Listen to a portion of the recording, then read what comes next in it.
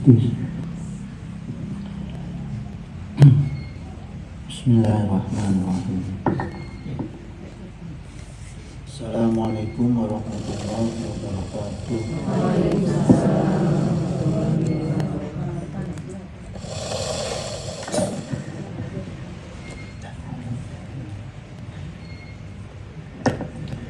Alhamdulillah allazi khalaqal siyamu junatun wa ja'alna minal muttaqin. Wassalatu wassalamu ala nabiyyina sayyidina Muhammadin wa ala alihi wa ashabihi ajma'in, amma ba'du. Raditu billahi robba wa bil islami dina wa bi Muhammadin nabiyya wa rasulah.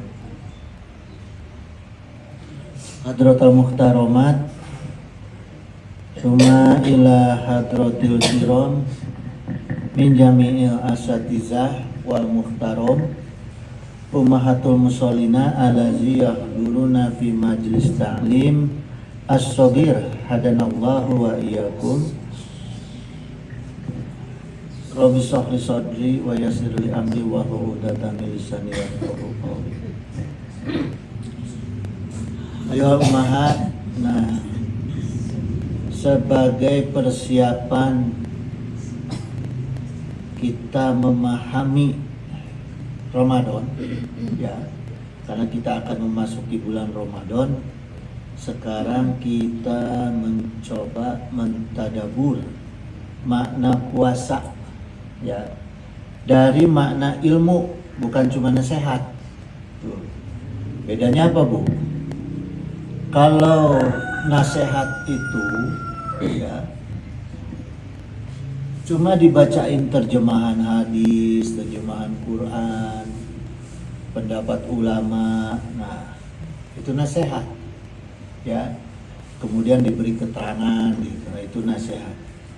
Kalau ilmu artinya ini menggunakan semua sumber informasinya. Jadi secara detail pemahamannya, Bu.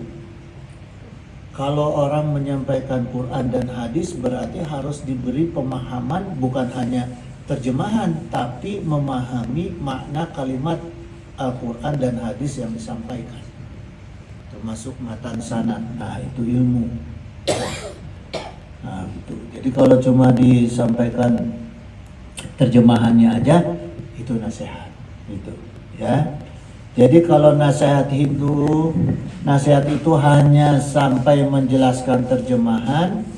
Kalau ilmu harus sampai menjelaskan pada pemahaman, ya. Di situ, Bu, bedanya. Maka kalau kita lihat ada yang di mana yang ceramah-ceramah di masjid gitu, ya, itu kebanyakan ilmu, nasihat. Kalau ilmu biasa di pesantren. Nah, sekarang kita masuk ke kupasan ilmu nih, Bu. Ya. Saya mau ngaji ilmu nih sekarang. Dari dalil utama kewajiban berpuasa.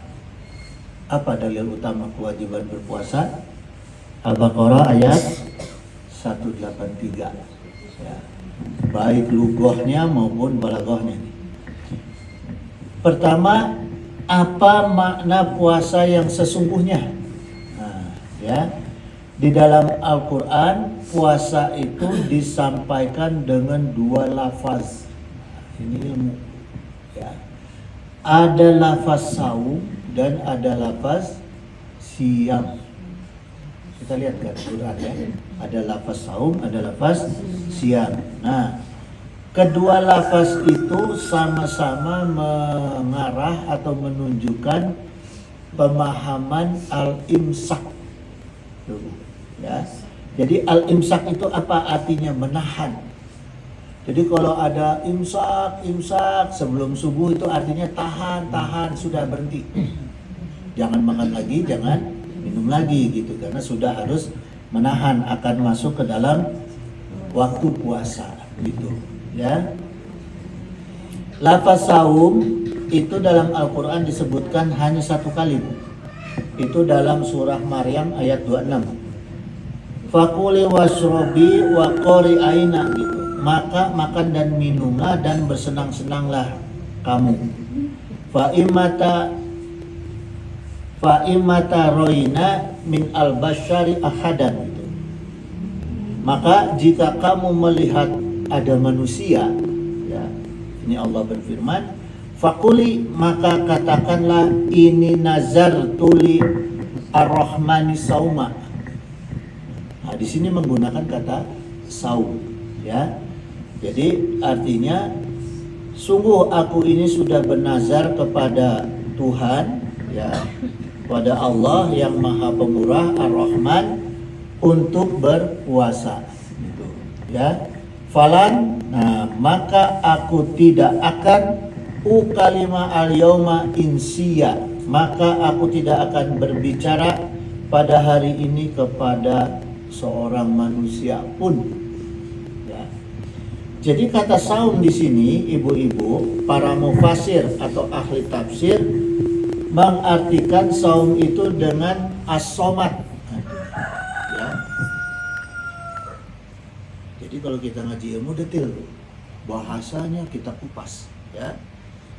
As-somat itu apa? Maknanya diam atau tidak berkata-kata, gitu.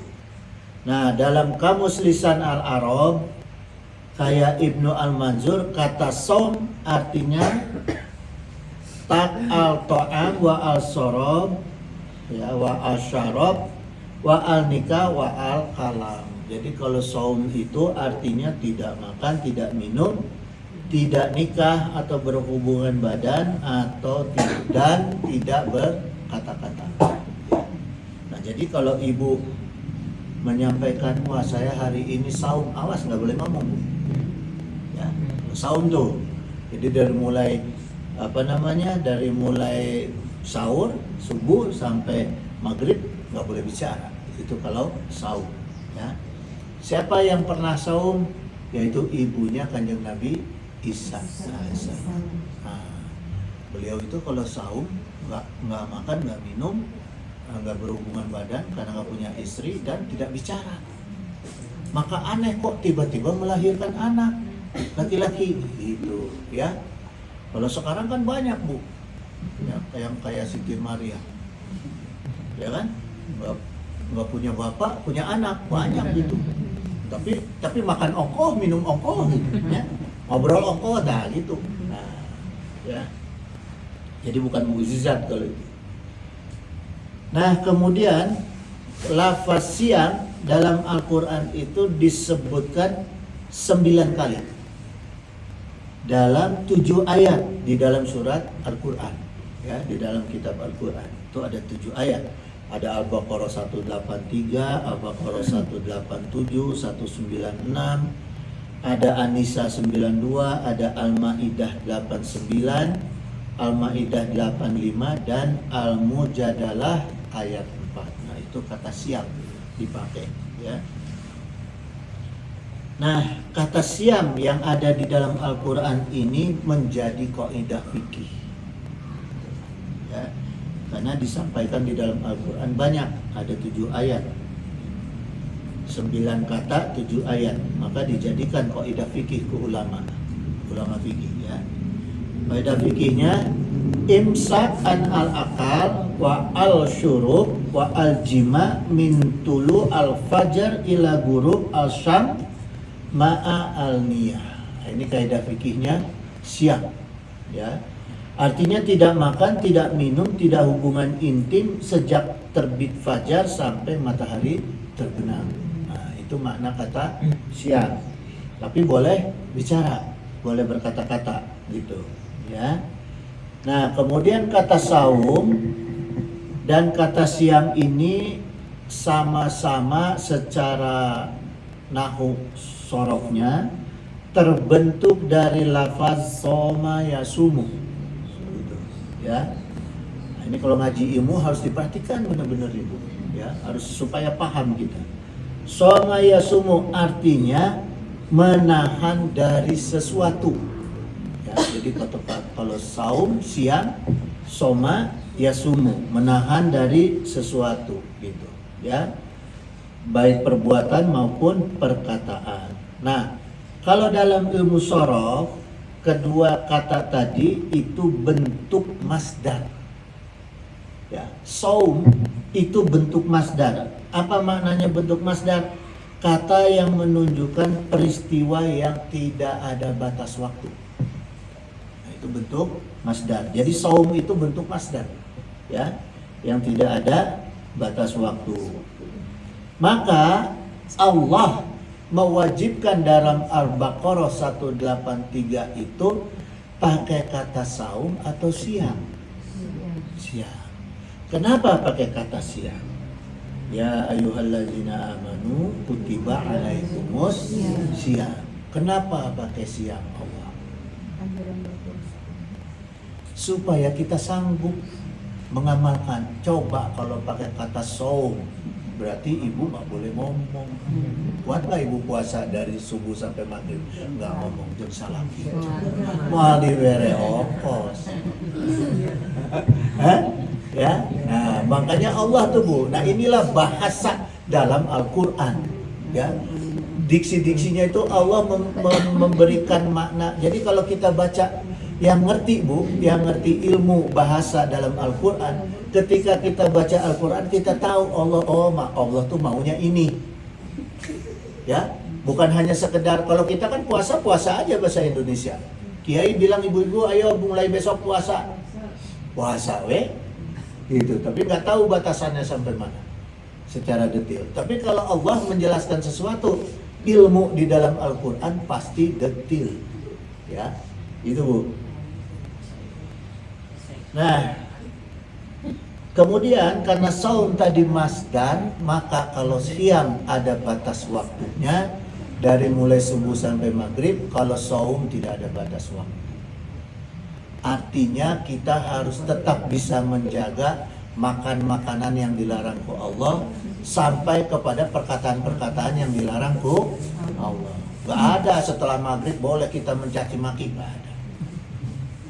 Ya, gitu. Jadi mentang-mentang ini mau nanti aja tahanlah, jangan minum minuman keras, nanti aja tunggu maghrib, nggak bisa. Ya. Kewe orang nyarekan salaking kewe terus maghrib nggak bisa. Ya, tetap gitu harus seluruh waktu itu saum. Gitu. Gitu Bu. Jadi lafaz siam itu mengikuti kalau dalam sorofnya itu wazannya fi'al. Ya.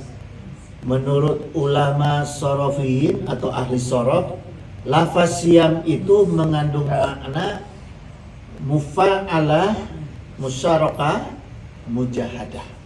Itu siam, ya, karena pada wazan fi'al gitu. Maksudnya apa Bu mujahadah Bu? Sungguh-sungguh berusaha, kita mujahadah. Maka kalau ibu mengatakan saya niat siam hari ini, berarti ibu harus sungguh-sungguh usahanya, ya. Gitu, harus sungguh-sungguh benar-benar usahanya beribadah secara syariat, secara fikih. Nah, itu Bu. Gitu, ya. Jadi jangan gini, puasa engkau siam, niat siam puasa tapi yang penting nggak makan nggak minum, nggak bisa, batal.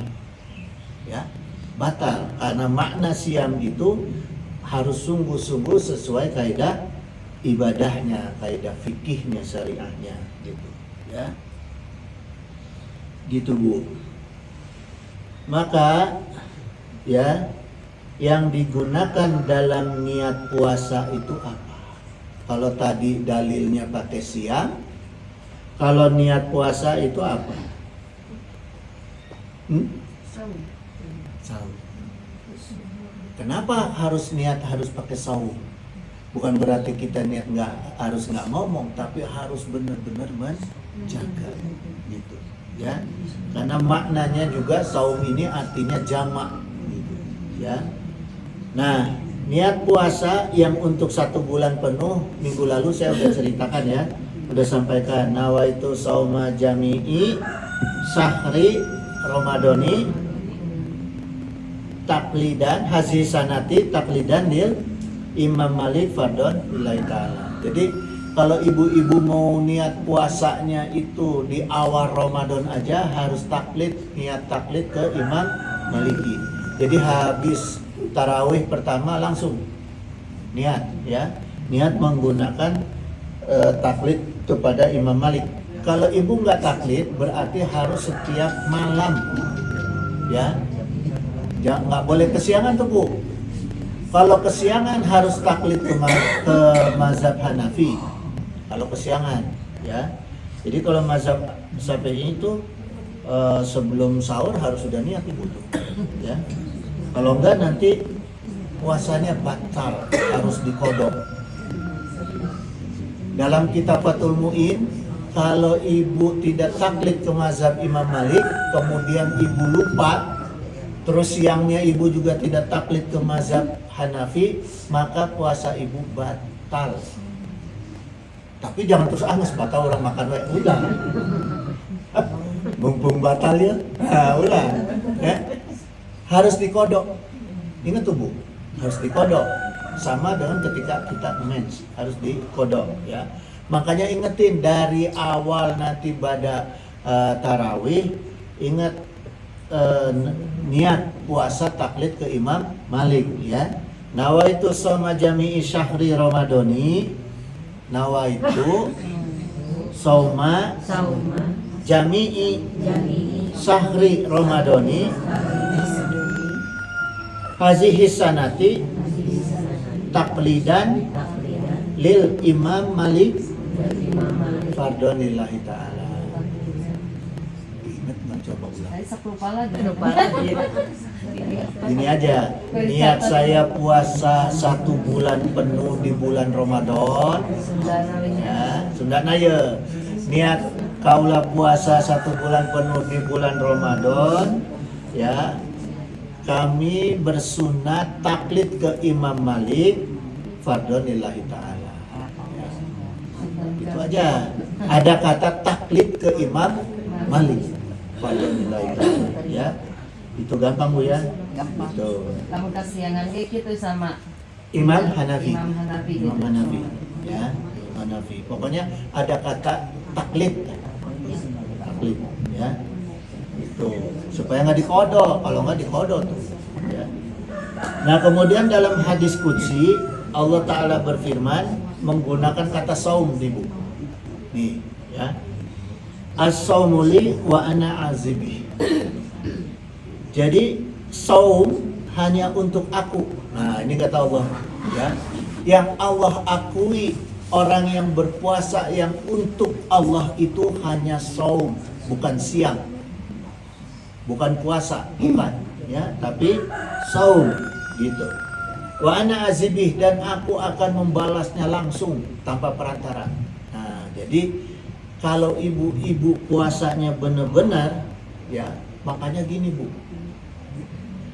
Zaman dulu itu, ya, ulama-ulama ahli sufi, ahli torekat dulu itu bukan hanya kalau Ramadan malah beliau-beliau siang, tapi kalau di luar Ramadan puasanya itu puasa saum. Artinya apa? Nggak bicara, ya, masuk ke kamar tuh, gitu, masuk ke kamar puasa nggak bicara. Isinya apa? Pertama sholat tahajud 6 rakaat pertama nih, terus sahur, habis sahur istirahat, sholat subuh, habis sholat subuh sholat fajri, habis sholat fajri sholat suruh, habis sholat suruh istirahat, jam 8 mulai lagi sholat duha 6 rakaat, habis sholat duha 6 rakaat langsung sholat sunnah yang lain, ya, hajat dan sebagainya. Kemudian sholat tasbih. Selesai sholat tasbih itu hampir ke duhur bu. Hampir ke duhur, istirahat, kemudian mandi, habis duhur sholat, habis sholat sunnah kita baca Quran. Baca Qurannya itu minimal 200 ayat, minimal. Setelah baca Quran 200 ayat minimal, baca kulhu minimal 200 surah kulhu 200 kali. Habis itu istighfar minimal 500. Ketemulah asar, ya. Habis asar ketemu maghrib, udah. Nah itu isinya bu. Ulama-ulama dulu, saya pernah nyobain, cuma kuat 3 kali. 3 hari Senin nyobain cuma udah. Berat. Ya. Karena gini Bu, orang yang puasa saum, ya, ini baru 3 kali aja nih. Saya cerita pengalaman. Baru 3 kali aja, habis itu hasrat dunia tuh hampir hilang. Nggak peduli, lihat ini lihat itu, nggak rasanya nggak enak. Diajak ngobrol dunia tuh pusing. Apalagi kalau anak minta duit, pemajikan minta duit, pusing. Ya, itu tak. Akhirnya saya pikir-pikir, aduh, udah saya stop kok. Gitu, saya stop ya. Karena kita ternyata masih butuh dunia. Nah sekarang Bu, kita mentadabur Al-Baqarah 183 nih. Kita kupas maksudnya Allah kata per kata. Ya. Pakai ilmu, bukan pakai nasihat. Ya ayyuhallazina amanu kutiba alaikumus syiyam. Ya. Orang-orang yang beriman, kutiba. Apa perintah Allah? Kutiba alaikumus syiyam. Kutiba teh lamun di kamus bahasa Arab eta artinya dituliskan. Coba Ibu buka. Kataba yaktubu kutiba artinya naon? Ditulis, menulis, tulis. Tapi kenapa di Al-Qur'an dina tafsir artinya diwajibkan? Nah, anu salah Quran atau kamus? Kamus. Hah? Kamus. Nah, ayo, anu salah Quran atau kamus? Anu salah, anu teu boga ilmu. Ya, anu teu boga ilmu Bu, anu salah. Tuh, ya. Nanti saya bikin penasaran. Kama kutiba 'alal ladzina min qablikum la'allakum tattaqun. Nah, sekarang dari pertama dulu. Tadi kutiba simpen Bu ya. Biar apa namanya fokus sampai akhir. Makna kata ya ayuha kemarin kita udah pernah jelasan kata panggilan atau huruf nida. Ya akhi, ya walad, ya ayuha itu kata seru panggilan ya. Nah ini artinya menghadirkan. Anak kita kalau kita panggil ya Arik ta'al pasti datang. Karena kita suruh datang. Nah ketika Allah, nah ini bedanya Allah dengan makhluk. Ketika Allah menggunakan kata ya ayuha, artinya Allah sebagai mutakalim. Allah yang mendekat. Tuh, ya. Allah yang mendekat. Jadi kalau ada kata di Al-Qur'an di depannya pakai ya ayyuhallazina amanu, orang-orang yang beriman dipanggil ke Allah, artinya Allah itu sedang mendekat kepada orang itu. Ya. Jadi jangan disembarangkan. Tinggal kita cari kalimat atau kata di belakang ya ayyuhallazina amanu apa. Berarti kita harus taat kepada panggilan Allah. Ya ayyuhallazina amanu kutiba alaikumus syiyam. Yang dipanggil ke Allah itu orang-orang yang siang. Ya. Tapi ada syaratnya. Syaratnya apa? Kutiba. Nah, bingung lagi kan? Kok syaratnya dituliskan? Nah gitu ya. Bingung lagi kan? Nanti Bu sabar ya. Nah artinya kalau mutakalim itu orang yang jauh itu ya, Allah ingin menjelaskan kalau Allah manggil sebagai mutakalim, dijelaskan ke Allah dalam ayat Al-Quran yang lainnya, wa iza sal'alaka ibadi ani. Allah berfirman kepada Rasulullah, kalau hamba-hambaku bertanya kepada aku, wahai Muhammad, fa ini qaribun, katakan aku ini dekat. Nah, syarat supaya Allah dekat dengan kita, kalau kita memang benar-benar melaksanakan puasanya dengan cara yang kutiba. Nah, ya, gitu. Maka kalau Allah sudah dekat dengan kita, fa ini qaribun, ya. Ujibu da'watad da'i iza da'ani, maka Allah akan mengabulkan semua permohonan doanya, apalagi orang yang berpuasa dengan kutiba itu. Allah tanpa wa ana azibih, tanpa perantara. maknanya perantara bukan hanya malaikat, nabi dan rasul, tapi maknanya adalah waktu juga perantara. Waktu perantara bukan? Perantara. Karena kita menerima segala sesuatu kan ada waktunya. Nah, jadi kalau Allah sudah dekat sama kita, kita berdoa, Allah tidak menghitung waktu. Pasti Allah memberikan mengabulkan doa kita itu tepat waktu. Ya. Kenapa harus tepat waktu? Ibu berdoa, ya. Ya Allah, saya minta supaya bisa umroh. Dijabah ku Allah, tapi tidak tepat waktu. Tungtungna umrohna katipu. Ya. Tapi kalau Allah kasih ijabah doa ibu untuk umroh dengan tepat waktu, maka umrohnya lancar dan kabul. Gitu, Bu. Ini maknanya Allah mengijabah doa kita tepat waktu. Gitu. Kadang-kadang kita juga kalau minta pengen berlian dikasih sama Allah, berlian tidak tepat waktu, kaburu leungit. Ya, nah gitu. Jadi disinilah pentingnya kita berpuasa dengan benar-benar supaya Allah dekat sama kita. Gitu. Ya. Alazina amanu nyaeta secara bahasa adalah mukhatab, orang yang dipanggil. Kamu anta orang yang dipanggil, ya. Gitu. Jadi kita itu orang yang dipanggil, artinya orang pihak yang memanggil yaitu Allah sebagai mutakalim dengan pihak yang dipanggil sebagai mukhatab itu artinya sama-sama mendekat. Kalau udah sama-sama mendekat, dekat banget nggak, Bu? Dekat banget. Gitu, Bu. Nah, sekarang saya cerita. Kenapa kutiba? Ya.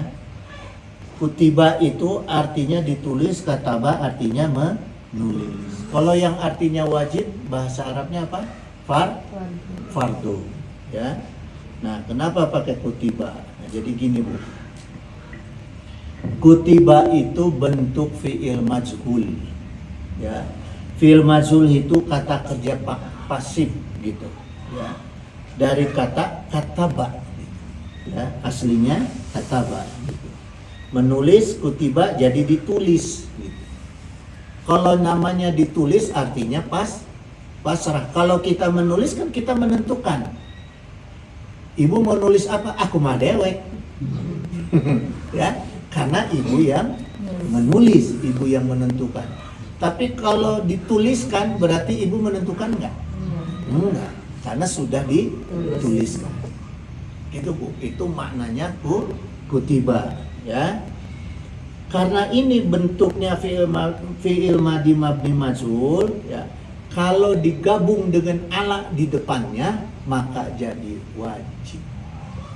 Itu, Bu, ya. Jadi kalau Allah ada menuliskan kata wajib dengan kutiba, artinya Allah menentukan suatu kewajiban yang bentuknya kata kerja mabni majhul. Kata kerja mabni majhul artinya kata kerja yang memang ditentukan waktunya. Paham ya, Bu? Jadi kalau dalam Al-Quran ditulis wajibnya pakai kutiba, maka Allah menegaskan kamu itu saya wajibkan tapi ada batas waktu dan saya tentukan waktunya. Jangan kelewat waktu. Ya. Itu pakai wajib. Kalau pakai fardu bebas. Waktunya bebas gitu. Ya. Itu, Bu. Contohnya apa? Nah, harus ada contoh, ya. Kalau nggak ada contoh, awang-awang nanti. Sekarang contoh wajib yang pakai fardu di dalam Al-Quran, di antaranya saya ambil An-Nisa ayat 11. Yusikumullahu fi auladikum, ya. Terus ini maknanya kalimatnya Allah mewasiatkan bagi kamu pembagian waris untuk anak-anak kamu, auladikum, ya, untuk anak-anak kamu. Nah, surat An-Nisa ayat 11-nya ditutup dengan kalimat faridatan minallah. Kewajiban karena Allah. perkara wajib dari Allah, tapi faridotan. Artinya boleh waktunya kapan aja. Ketika misalnya bapak meninggal, orang tua meninggal, nggak harus langsung hari itu langsung bagi waris, nggak harus. Ya, nunggu selesai. Bahkan harus diutamakan adalah bayar hutang-hutangnya dulu. Ya, makanya bab waris itu tidak wajib langsung atau segera. Ya, karena ada keterangan waktunya fardu gitu. Ya, itu Bu. Nah, sekarang kita coba An-Nisa 103. An-Nisa 103 nih. Ya, ini pakai lafaz kutiba. Inna sholata kanat alal mu'minina kitaban mau utan. Pakai apa wajibnya? Kitaban. Artinya pakai keterangan waktu nggak? Sholat ada waktunya nggak? Ada. Ya. Jadi perintah wajib yang pakai kata kitaban itu harus pakai waktu. Kumaha supaya tahu waktunya? Ngaji fikih sama kiai. Maka kiai-kiai itu membuka kaidah usul fikih apa ya, menentukan waktu sholat apa, karena ada perintahnya tina Al-Quran. Karena memahami. Kalau nggak paham bahasanya nggak mungkin ada aturan waktu dina sholat.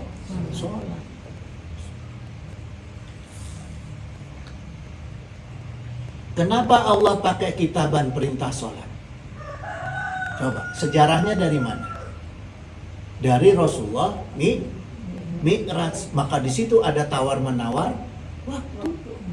Yang ditawar oleh Rasulullah disuruh sama Nabi itu, Nabi siapa? Nabi Nuh. Apa yang disuruh ditawar? Waktu. Ya, Nabi Musa, bukan Nabi Nuh, maaf, Nabi Musa. Gitu. Ya, waktu gitu. Makanya di Al-Qur'an dikatakannya pakai kitaban. Nyambung nggak sejarah Isra Mi'raj dengan Al-Qur'an? Nyambung. Nah, itu Bu namanya ngaji ilmu. Maka Al-Qur'an ada yang namanya asbabun nuzul, asbabun nuzul. Kita kalau ngaji itu nggak sembarangan asal terjemahin. Ya, sumber-sumbernya harus paham. Nyambung nggak? Kalau nggak nyambung, berarti nggak benar ini. Ya, itu Bu. Nah, ini bukti fakta Al-Quran. Nah, kemudian ibu-ibu sekalian, kewajiban yang diambil ya dari kata dituliskan, maknanya bahwa amal kewajiban itu ketika itu juga langsung dituliskan. Ya, karena ada menggunakan kata kutiba gitu. Jadi ketika ibu melaksanakan atau ibu ingkar tidak melaksanakan, maka malaikat langsung tulis tuh. Ibu waktu datang waktu sholat ibu langsung sholat, malaikat langsung tulis. Ya, inna nahnu nuhyil mauta wa naktubuhuma. Wa naktubuhuma, dan dituliskan langsung Bu. Hari itu juga, saat itu juga, waktu itu juga langsung dituliskan karena pakai naktub, artinya yang langsung dituliskan. Ada wa asarohum itu ada yang tidak langsung dituliskan sekalipun itu fardu gitu, ya. Nah, ini hebat Bu Quran tuh. Saya begitu ngaji ngupas Quran tuh langsung bengong saya. Ya, pantes ini ilmu. Nggak ada lah orang sekolah tinggi-tinggi jadi profesor kalau nggak ngaji Quran mah nggak berilmu. Cek saya mahnya. Kemudian Bu, yang menggunakan kata kutiba artinya wajibnya ini bersifatnya sangat tinggi dan sangat penting nilainya, bahkan langsung diperhatikan. Sekarang ibu begini, nalar nih, saya ajak logika ibu-ibu utang piutang dengan saya, dituliskan jeung teu dituliskan, beda teu nilai utang. Beda. Lamun teu dituliskan bisa teu ibu hare-hare. Bisa ada daya bukti. Iraha orang utang. Ya. Mana Tapi kalau ada tulisan kumaha? Itu artinya Jadi kalau ada perintah-perintah wajib yang menggunakan kata kutiba harus hati-hati, janganlah lalai, ya, gitu. Nah, seperti puasa juga kan kutiba ya, jadi hati-hati tuh. Ada waktunya berarti kan dari sahur sampai ke maghrib, ya. Nah, kemudian kutiba alaikum, ya, artinya fardu yang benar-benar harus nilainya tinggi, harus diperhatikan oleh kita. Sifatnya kok Allah itu jamak, kumnya, ya. Kumnya artinya puasanya itu harus benar-benar, ya, harus benar-benar dilakukan semuanya gitu. Baik makna saum wasiam, artinya, tapi bukan masalah tidak bisa bicaranya ya, artinya dalam makna jamaknya gitu, bukan dalam makna wajibnya gitu. Kemudian ya, kutiba alaikum ini juga ya bermakna untuk yang dipanggil itu adalah orang-orang yang beriman. Amanu, ada kata amanu, ya, maka yang dipanggil ada orang-orang yang beriman. Kalau orang yang nggak beriman nggak dipanggil, Bu, sama Allah, enggak. Banyak orang yang KTP Islam duhur teh nyumput makan, banyak gitu, ya. Maka yang dipanggil hanya orang Islam. Nah, kemudian ujung Al-Baqarah 183 itu kalimatnya la'alakum tattaqun, ya. La'alakum tattaqun ini bentuk fi'il mudhari'. Artinya kejadiannya bisa sekarang, bisa yang akan datang gitu. Tatakun itu artinya apa, Bu? Ada yang mengatakan adalah takwa, ya, tatakun. Nah, la'alakum tatakun kalau dalam kitab tafsir Al-Takhril wa Al-Tanwir dijelaskan wa qauluhu la'alakum tatakun bayanun lil hikmati syami wa ma li ajlihi syuri'a gitu. Syuri'a gitu. Artinya gini. Ulama ini berkata, lafaz la'alakum tatakun itu menjelaskan ya hikmah dibalik syariat puasa, diwajibkannya puasa. Itu ada hikmahnya, Bu. Hikmah dibalik kewajiban puasa itu ada di dalam kalimat la'alakum tatakun, ya. Wa taqwas syar'iyatu khiyatiqaul ma'asyi gitu. Adapun takwa secara syar'i itu adalah meninggalkan kemaksiatan. Jadi makna daripada hikmah berpuasa itu perintah Allah untuk meninggalkan kemaksiatan. Semua maksiat sekecil apapun, ya. Kalau ada maksiatnya cepat tobat. Ibu lagi puasa nih, lupa nih. Bandingku kesel nyarekan tobat. Bisi kaburu kacatat batal doika maghrib, ya, harus ditobati ketika itu gitu, ya, dan jangan diulangi lagi itu gitu. Kemudian la'alakum supaya kalian bertakwa. Nah ini, Bu, kalau kita paham ya, la'alakum tatakun kalau dalam Quran itu namanya apa, makna makmul itu harus ada harus ada makmulnya, harus ada objeknya gitu, ya. Tapi ini kalimat ini Allah tidak menutup dengan objek gitu.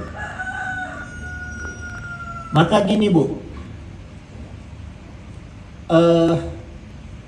kata takwa itu, ya, kenapa Allah tidak tutup ini supaya nggak pusing, ya, supaya nggak pusing.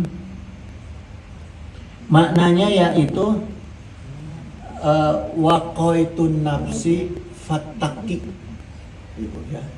Jadi makna takwa itu kalau dalam kaidah balaghah dan mantiknya itu waqaitun nafsi fattaqi, kalau kamu menjaga diri kamu, ya, waqaitun nafsi, kalau kamu menjaga diri kamu Fattaqi, maka diri kamu itu disebut bertakwa. Ya. Jadi makna amal takwa itu adalah menjaga diri. Ya. Itu Bu. Makna amal bertakwa yang sesungguhnya adalah menjaga diri gitu. Ya. Jadi menjaga diri itu pertama ya karena memuliakan Allah niatnya ya. Jadi pertama niatnya karena memuliakan Allah gitu. Ya ini tuh Bu, kalau memuliakan Allah pasti ikhlas ya. Kalau kita niat menjaga diri dari perkara maksiat dengan memuliakan Allah, maka kita ikhlas ya. Cirinya adalah ikhlas gitu.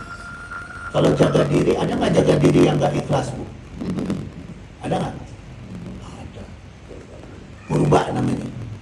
Apa purba? Hah? Purba apa Bu artinya?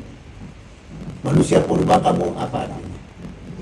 Purba itu orang yang nggak ikhlas jaga diri purba. Pura-pura baik. Ya, pura-pura baik. Orang yang pura-pura baik pasti nggak ikhlas. Gitu. Ya. Kenapa? Karena mengharap imbalan gitu Bu ya. Nah kemudian gini Bu, sudah jam 5 lebih, mau udahan atau mau lanjutin? Hah? Sekarang habis terakhir ya?